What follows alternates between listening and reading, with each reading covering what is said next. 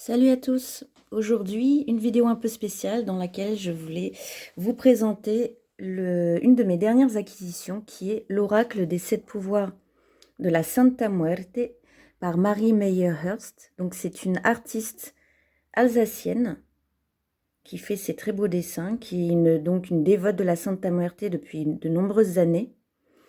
Et elle a donc créé cet oracle. Je voulais vous le présenter car je trouve qu'elle a très bien exprimé dans son petit livret synthétiquement et de façon concise qui est la Santa Muerte, comment vous pouvez l'aborder, apprendre à la connaître. Et nous allons bien sûr voir en revue ces cartes qui sont vraiment très jolies. Il y a des cartes à messages et vous avez même aussi des cartes prières. C'est donc un outil vraiment, je trouve, très intéressant. Cet oracle est unique dans le sens où elle l'a édité à un certain nombre d'exemplaires limités. Je ne me souviens plus combien, mais en tout cas, il n'est plus disponible. Malheureusement, peut-être que vous arriverez quand même à vous le procurer. Et elle a expliqué qu'elle ne le rééditerait pas. Mais je vais essayer, comme j'ai réussi à l'obtenir, je vais essayer de vous en faire profiter le plus possible avec mes vidéos et à travers les différents tirages que je me proposerai de vous faire. Je vais d'ailleurs, une fois que je vous aurai présenté cet objet, tirer une carte, nous faire une petite guidance générale, intemporelle. Je tirerai une carte pour chaque élément de ma planche. Comme ça, vous pourrez déjà recevoir des messages et peu importe le moment auquel vous tomberez sur cette vidéo. J'en profite pour vous annoncer déjà que je prépare une vidéo dans laquelle je vous parlerai de ma dévotion. Cela m'a été demandé plusieurs fois. Je suis assez encore timide sur le sujet car je suis, contrairement à Marie, je suis une très jeune dévote. Mais si je peux répondre à certaines questions à mon niveau, ou en tout cas, si je ne m'en sens pas capable, je vous réorienterai de toute façon vers des personnes beaucoup plus compétentes et expérimentées que moi. Donc n'hésitez pas, dès maintenant, posez-moi des questions sur la Santa, sur son culte, sur ma dévotion ou la dévotion en général, sur son histoire. Vous pouvez tout de suite, dans les commentaires, poser vos questions ou alors passer par mon Instagram aussi. Vous pouvez m'envoyer vos questions en message privé. Je ferai aussi en story une petite annonce pour recueillir les questions que vous auriez. Cet oracle est aussi, j'ai envie presque de dire une bénédiction, puisque pour nous, dévots français, il y a encore peu de ressources. Heureusement, mais je vous en parlerai, le livre de Andrew Chestnut a été traduit en français cette année. J'en ai déjà publié quelques photos sur mon Instagram, mais de toute façon, quand on parlera des ressources liées à la Santa Muerte, évidemment, je vous parlerai de ce livre absolument nécessaire, indispensable. Si on s'intéresse à la Santa Muerte, c'est un écrit universitaire, anthropologique et sociologique sur le culte de la Santa Muerte, sur son histoire du Mexique jusqu'à maintenant en Europe. Mais toujours est-il que des outils vraiment dévotionnels, des outils divinatoires ou des outils pour nous rapprocher de notre Santa Muerte, en français, il n'y en a pas. Et cet oracle, par sa particularité, maintenant, nous le permet. Et ça fait partie aussi un peu de ma démarche, c'est-à-dire que moi, j'avais rien. Quand je me suis lancée dans la dévotion, j'avais rien. J'avais même pas de chapelet, j'avais pas de collier, j'avais pas d'image. Il faut tout commander au Mexique, aux États-Unis. Et ça demande certaines recherches, ça demande du temps. On se demande si ça c'est fiable, si c'est pas fiable, parce que ça vient de l'autre côté de la planète, etc. Donc moi, qu'est-ce que j'ai fait au début? J'ai dit, je vais créer mes propres outils. Et puis, quelques années plus tard, il en est venu mon oracle, celui-ci vraiment dédié, relié à la dévolution à la Santa Muerte. Et du coup, Marie a fait un peu la même chose en créant cet oracle, mais sous forme de cartes. Je ne vous fais pas patienter plus longtemps, nous allons découvrir le coffret. Voilà le petit livret. Ce dos des cartes, très coloré, à l'image de la Santa. Voilà. Et donc, c'est les 7 pouvoirs qui reliaient aussi à cette Santa Muerte, arc-en-ciel, qui regroupe tous les domaines à la Santa Muerte. tous les domaines dans lesquels elle peut vous aider, les dévots font souvent des prières à la Santa Muerte, justement, des 7 pouvoirs, pour balayer un champ vraiment le plus exhaustif possible dans leur requête. Alors, vous allez voir, elle a divisé son oracle en couleurs. Marron, jaune ou doré, noir, blanche, violette, rouge, bleue, verte. Donc, les couleurs de certaines robes et images de la Santa Muerte. Et la deuxième partie, ce sont des cartes prières qui sont vraiment intéressantes justement pour tout dévot, puisque, comme elle explique Marie dans son livret, ça vous permet de garder votre pensée et vos intentions fixées, concentrées, et vous avez une petite prière pour chacune de ces couleurs. Alors, il y a aussi la dorée, mais la dorée, je l'ai utilisée hier pour ma dévotion. Elle se trouve donc sur mon autel actuellement. Avant d'aller dans le cœur de ce très bel oracle, je vais vous lire très rapidement comment Marie nous présente la Santa Muerte. Voilà ce que nous dit Marie. Je m'intéresse à la Santa Muerte depuis 2009, à peu près. À l'époque, elle est surtout considérée comme la sainte folklorique des trafiquants de drogue ou des cartels mexicains. Une sainte peu recommandable, en somme. Et c'est en partie vrai, en ce temps presque reculé. Mais par la volonté de quelques fondateurs et fondatrices de lieux de culte, la Santa Muerte a gagné une popularité encore aujourd'hui non démentie auprès de la population, et plus particulièrement de celles et ceux qui souffrent le plus. Elle est le dernier recours, elle est la sainte des plus faibles. Je ne l'associe pas à la faucheuse, mais à la mort elle-même. La sainte mort viendra pour toutes et tous. Et j'aime sa neutralité, que l'on retrouve dans son jugement à notre égard. Je crois sincèrement que l'on peut s'adresser à elle comme à une amie, une mère, une confidente, et ce plus facilement qu'avec les saints réguliers. J'aime cette sensation de facilité d'approche et de non-jugement de nos actes, bons ou mauvais. Ce n'est pas son rôle. Avec cet oracle, je voulais que vous puissiez lui poser des questions librement et qu'elle vous offre ses conseils. Il n'y a pas de bonne ou mauvaise façon de l'utiliser, faites-le avec le cœur. Si vous ajoutez un petit verre d'alcool, un petit cigario, une goutte de parfum ou un peu d'encens, ça détendra vite l'atmosphère. La dame aime ça. Parlez-lui comme à une amie et n'oubliez pas de la remercier. Voilà, je trouve qu'en ces quelques phrases, elle a vraiment su vous décrire succinctement comment on peut approcher la Santa Muerte, c'est-à-dire avec sincérité et amour. On peut presque parler d'un espèce d'appel. Encore faut-il qu'elle nous accepte.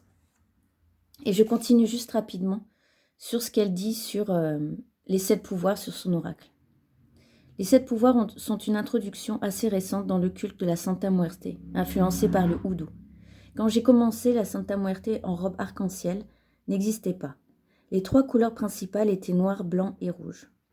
Et brun, sa couleur d'origine, souvent oubliée, revenue en force durant la pandémie. Mais j'ai adhéré aux 7 pouvoirs, souvent aussi symbole des muertos LGBT.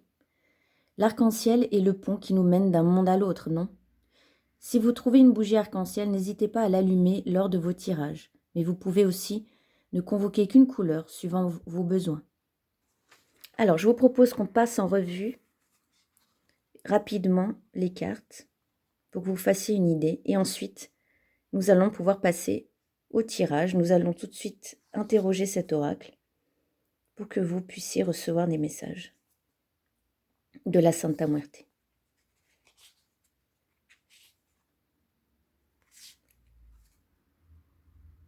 Les noires sont particulièrement fortes et puissantes, je trouve. Et que de beaux conseils. Enfin, moi, ça me parle énormément. Je trouve que rien qu'en regardant ces cartes et la phrase qui est en dessous,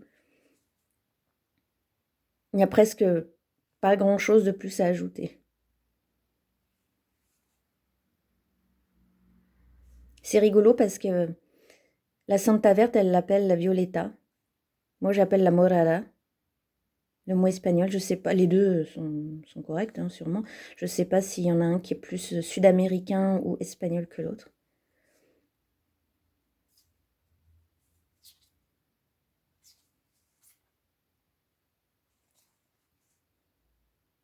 La bleue, et je trouve, est très apaisante, très douce.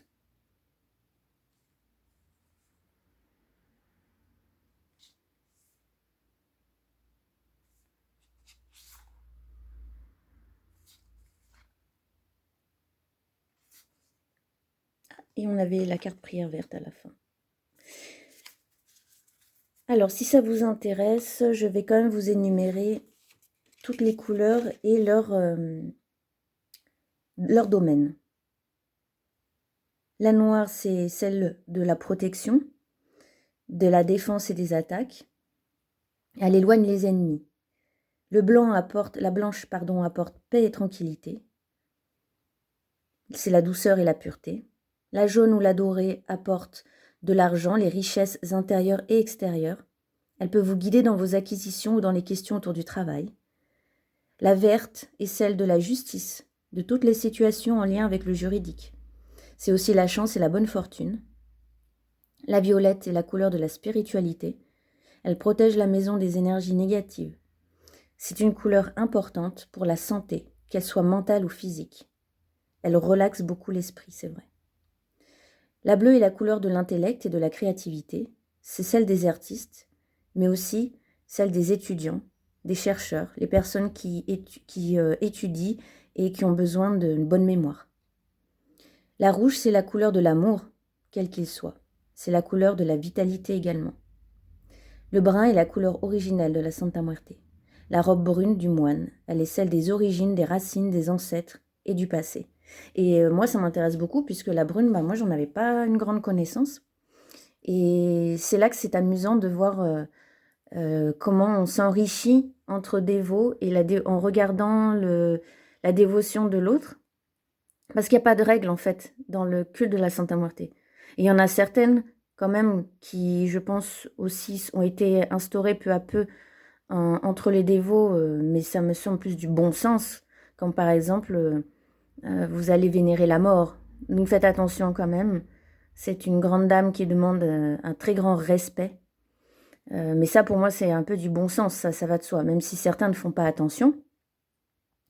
Mais par exemple, c'est vrai qu'à l'origine, nous avons uniquement la Santa rouge, noire et blanche. Et au fur et à mesure des besoins des dévots, au fur et à mesure des pratiques et des années, de nouvelles couleurs se sont créées. Et Marie nous parle de la marron, donc qui est très intéressante. Je pense que moi-même, je vais me pencher un peu dessus. Et par exemple, elle ne parle pas de la rose, ni de la ambrée. Et moi, ce sont deux couleurs qui sont très importantes pour moi, mais simplement à cause de mon propre vécu. Et donc, ça montre aussi que la Santa s'adapte aussi à chacun de ses dévots. C'est pour ça aussi qu'il y a beaucoup de différences, de variations entre chaque dévotion. Donc, la Santa s'adapte aussi à chacun d'entre nous. Alors, j'ai fait un peu de ménage et nous allons maintenant passer à la guidance. Donc, c'est une guidance générale, rappelez-vous, et intemporelle. Donc, peu importe le moment auquel vous tomberez sur cette vidéo, c'est que vous deviez peut-être tomber dessus et écouter ce que la Santa avait à vous dire. Donc, je vais tirer une carte sur chacun des symboles de ma planche. Pour rappel, le hibou, c'est ce qui est caché, ce qui demande patience, calme, sang-froid, ce qui va nous aider à maintenir le cap. Le globe terrestre représente le domaine physique, matériel, économique, ce sur quoi nous cherchons à avoir contrôle, maîtrise. Ça peut aussi nous parler de déplacement ou de voyage. La faux nous parle de se défendre, de couper certaines nuisances. La lanterne nous parle d'un guide, d'un conseiller, de quelque chose qui doit être mis en lumière. La rose et l'encens nous parlent de sorts, de rituels magiques ou d'offrandes. Le chiffre 13 nous parle de la fin de cycle, de la fin d'une période, d'une vie. Ça nous parle aussi de nos origines et de nos racines. Le sablier nous parle du compte à rebours, du temps qui passe. Qu'est-ce qui n'attend pas en ce moment? On va vous presser un peu, on va vous dire « Eh, dis donc, ça, il faudrait peut-être s'en occuper ». Et enfin, la balance, qui nous parle de liberté, d'impartialité, d'équilibre, de justice, mais aussi de punition, dans le sens simplement de conséquence de ses actes. Allez, c'est parti. On va mélanger. C'est la première fois que je les mélange.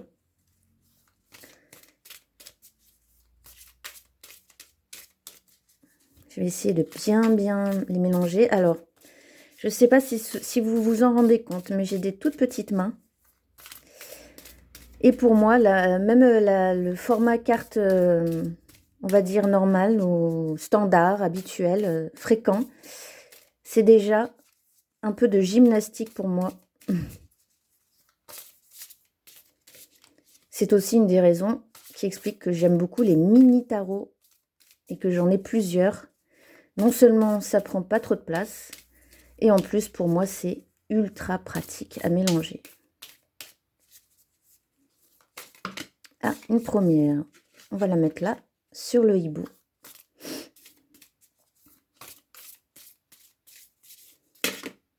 Qu'est-ce que la Santa a comme message?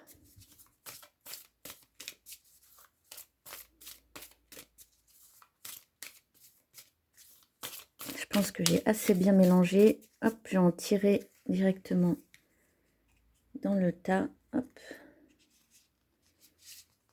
Celle-ci sur le globe, celle-ci sur la faux, sur la lanterne,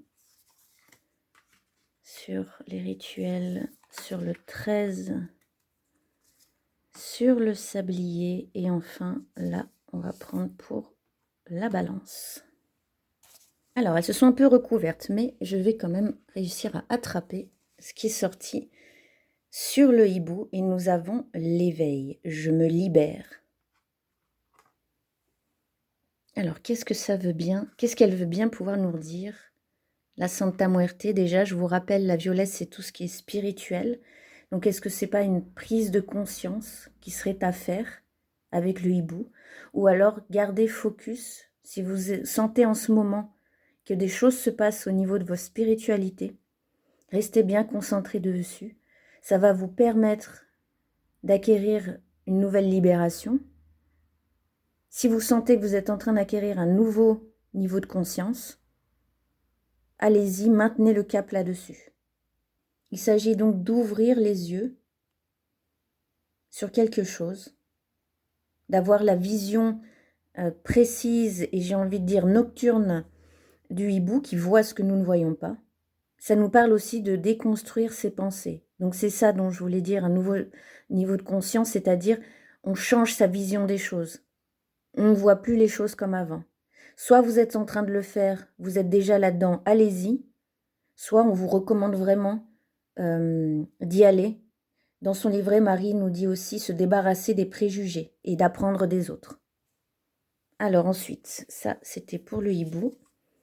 Je vais essayer de laisser cette rosace comme ceci. Alors, sur le globe terrestre, on avait celle-là et nous avons la purification. Fais le tri et élimine. Ça, c'est très précis.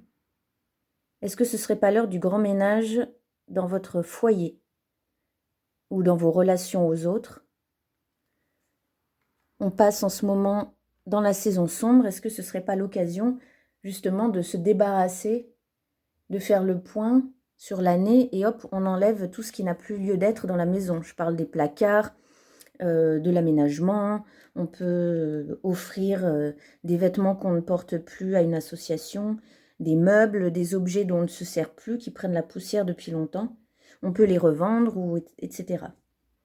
Dans son livret, Marie nous dit même s'éloigner des énergies négatives. Donc c'est comme je supposais au début, peut-être s'éloigner de certaines personnes. Faire du vide, tout simplement. Faites du vide. Accordez-vous à la saison de l'automne. Tous les arbres, la nature commence à se dénuder pour traverser l'hiver en grand temps de pause. Faites du vide pour qu'ensuite, au moment du printemps, vous puissiez re-remplir tout votre quotidien avec du neuf. Allez, on repose ici et sur la faux. Qu'est-ce que nous avons? La justice. Soit dans l'équité. Très belle cette justice. Très intéressant qu'elle tombe sur la faux. Est-ce que vous attendez des décisions de justice qui vont couper un lien avec une personne? Ou mettre un terme à des relations conflictuelles? Si ce n'est pas le cas, il va falloir le faire. La faux, c'est Il faut choisir, il faut trancher. La justice a sa propre épée également. Et on est moins dans l'émotionnel que dans le rationnel, là. Donc faites plutôt fonctionner la tête, plutôt que si vous avez envie d'arrondir les angles, parce que c'est une personne que vous connaissez depuis longtemps, vous aimeriez que tout se passe bien et c'est tout à votre honneur, mais la personne vous pourrit la vie quand même et n'a que faire de vos bonnes intentions, ça suffit. La carte elle-même nous parle de l'équité et de veiller à son objectivité et de juger en connaissance de cause. Évidemment, ça va dépendre de votre situation. Évitez les préjugés, mais comme cette carte est tombée sur la faux qui demande vraiment de trancher, il y a quelque chose qui doit s'arrêter. Et c'est en restant neutre, en essayant de rester neutre, que vous arriverez à prendre la bonne décision ou à acter une démarche qui va vous permettre de faire avancer les choses.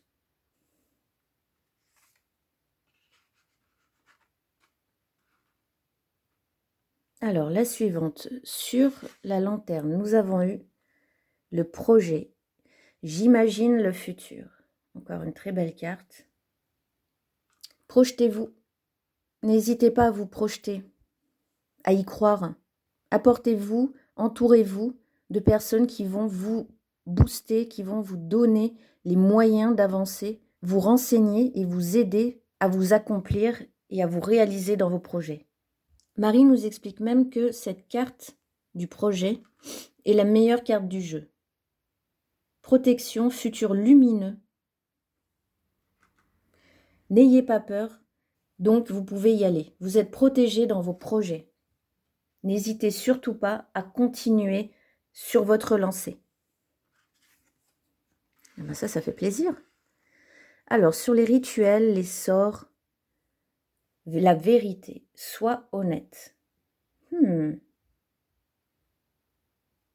Comme d'habitude, c'est quelque chose que je répète très souvent, mais faites attention à ce que vous demandez en magie, si vous en faites, dans vos rituels, dans vos pétitions, dans vos prières à la Santa.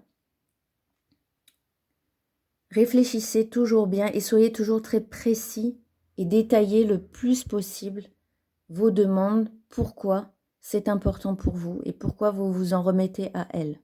Ça nous parle aussi de ne rien garder sur le cœur. Soyez honnête avec la Santa, comme nous l'expliquait Marie au début dans son petit livret.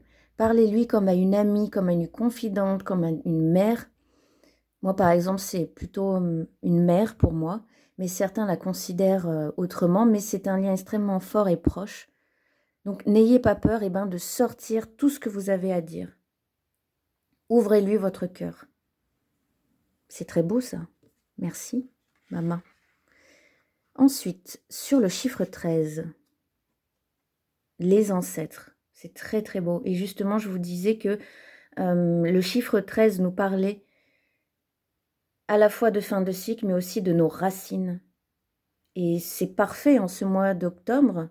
Alors certes, c'est intemporel cette vidéo, mais à l'heure où je tourne cette vidéo, nous sommes à une semaine avant le soir du 31 octobre 2023.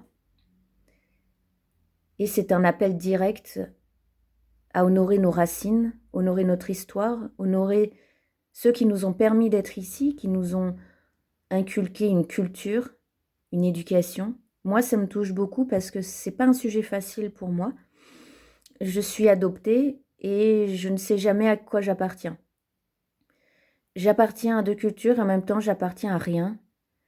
Je me suis toujours sentie avancée dans le vide, si je puis dire, malgré deux cultures mélangées, le Pérou et la France. On n'est jamais vraiment l'un ni jamais vraiment l'autre. Mais honorons simplement, disons merci pour tout ce que nous avons. Principalement en cette période d'octobre, mais il n'y a pas de période pour honorer ses ancêtres, leur parler, leur faire une petite prière, s'adresser à eux comme s'ils étaient encore à côté de nous.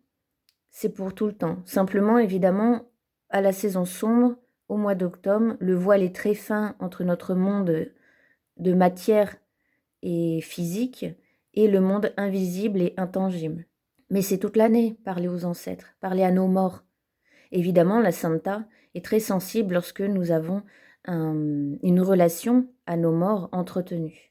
Honore tes racines. Bah, tout simplement, voilà. Ça pouvait pas être plus précis et ne pas mieux aller avec le chiffre 13, qui nous parle de là d'où nous venons. Très, très beau. Ensuite, qu'est-ce qui n'attend pas sur le sablier? Un petit coup de pied aux fesses, peut-être. La lumière et confiance. Ce que ça m'inspire tout de suite, c'est ne perds pas de temps à te remuer les ménages, à te poser la question si tu peux, si tu dois, si tu ne dois pas, si tu ne peux pas. Est-ce que j'ai l'autorisation? Est-ce que j'ai pas l'autorisation? Est-ce que je vais être capable? Est-ce que je vais pas être capable? Est-ce que je tente? Est-ce que je tente pas? Faites-le. Mesurez bien sûr les paramètres. Organisez-vous et allez-y. Faites vos recherches, mais faites quelque chose pour avancer, pour ce que vous souhaitez obtenir. Je ne vous dis pas de tout plaquer, de tout claquer du jour au lendemain sans avoir rien préparé, rien réfléchi. Mais la première étape, c'est ça. C'est ayez confiance en vos compétences et vos capacités. Vous avez de l'expérience. Et si vous ne l'avez pas, vous allez chercher auprès d'experts qui en ont. Vous allez vous renseigner. Vous allez vous entourer de personnes qui savent. Vous allez vous nourrir de tout ça pour mener votre propre réflexion. Mais ne restez pas sans rien faire, en fait. En plus, dans son livret, Marie insiste sur ce côté suivez votre instinct, votre logique tient la route, vous pouvez avancer, continuer le chemin dans lequel vous êtes engagé. Donc, pas de temps à perdre, n'est-ce pas? Sur ce qui est déjà mis en place, allez-y. Et enfin, nous terminons sur le symbole de la balance. Nous avons le passé. Regarde en arrière. Ça, c'est intriguant. Très beau et intriguant. Et on rejoint aussi l'idée de nos ancêtres. Est-ce qu'il n'y aurait pas une autre... On ne nous demanderait pas de voir notre histoire autrement. Notre histoire peut être difficile. Le passé peut ne pas être agréable à se remémorer. Mais là, on sent une espèce de filiation plus spirituelle que charnelle. Je ne sais pas ce que vous en pensez dans ce dessin. Et pourtant, c'est tout ce que nous avons vécu qui fait ce que nous sommes aujourd'hui. J'ai eu une enfance très malheureuse. J'ai été triste. J'étais une enfant dépressive, une adolescente dépressive, des années d'autodestruction. Mais je m'en suis occupée et je me suis sortie de tout ça et je ne vois plus du tout le passé de la même façon. Dans le sens où, par exemple, je n'en veux plus à personne.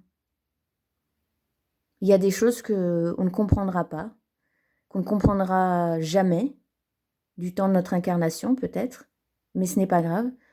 Les choses se sont passées telles que sont passées. L'important, c'est aujourd'hui, c'est où nous en sommes maintenant. Et on peut regarder ça de façon objective. Cette carte nous encourage aussi à ne pas rester dans la nostalgie. A contrario, avançons vers le futur pour le stabiliser. L'important, en fait, l'équilibre, c'est maintenant, c'est le présent. Il n'y a que ça qui compte, c'est maintenant ce que vous êtes en train de faire là tout de suite. Parce que c'est là que vous créez le futur, que vous le préparez. C'est donc un message à la fois d'équilibre entre ce que nous avons vécu et ce que nous souhaitons pour notre avenir. Et il n'y a que nous qui pouvons le créer et le mettre en place. Voilà, je trouve ça très très beau, tous ces messages. Merci Santissima Muerte. J'espère que ça vous a plu. Si vous souhaitez que je refasse des tirages comme ceci, n'hésitez surtout pas à me le dire dans les commentaires. En tout cas, moi j'ai adoré découvrir cet oracle avec vous et vous le faire découvrir, c'est vraiment une grande première. Je vais essayer de l'utiliser régulièrement. Et puis, selon le moment où vous verrez cette vidéo, en tout cas aujourd'hui, le jour où je posterai cette vidéo, je vais aussi proposer pour mes abonnés Instagram, je vais faire une petite story dans laquelle je vais vous proposer de vous tirer gratuitement aujourd'hui seulement une carte de cet oracle pour que vous ayez un message un petit peu plus personnel. Mais ça, je le fais régulièrement. Donc même si vous voyez cette vidéo dans 1 an ou 2 ou 3, je pense que je continuerai de faire ça en story sur Instagram. Le concours que j'ai mis en place continue toujours. Vous pouvez toujours vous inscrire et participer en me contactant sur Instagram et en allant consulter le post qui est sur mon compte aussi. Vous avez jusqu'au 1er novembre, puisque le 2 novembre, c'est la fête de la Santa Muerte, et je ferai le tirage au sort. Alors, les prix à gagner, le premier, c'est une consultation gratuite avec mon oracle de G et mes tarots. Le deuxième prix, c'est mon guide du chapelet de la Santa Muerte au format numérique. Et bien sûr, vous gagnez un chapelet aussi que j'ai fabriqué moi-même. Celui-ci, je ne l'ai pas encore publié sur Instagram, mais je vais aussi le mettre. Il y a celui-ci et un autre qui est plutôt noir mauve, avec non pas une santita comme ceci au bout, mais une autre image de la Santa Muerte. Et je vais vous montrer très rapidement à quoi ressemble mon guide du chapelet. Alors malheureusement, je n'ai même pas les moyens de l'imprimer joliment, ni en couleur, ni de façon reliée assez belle. Donc c'est comme ceci pour l'instant.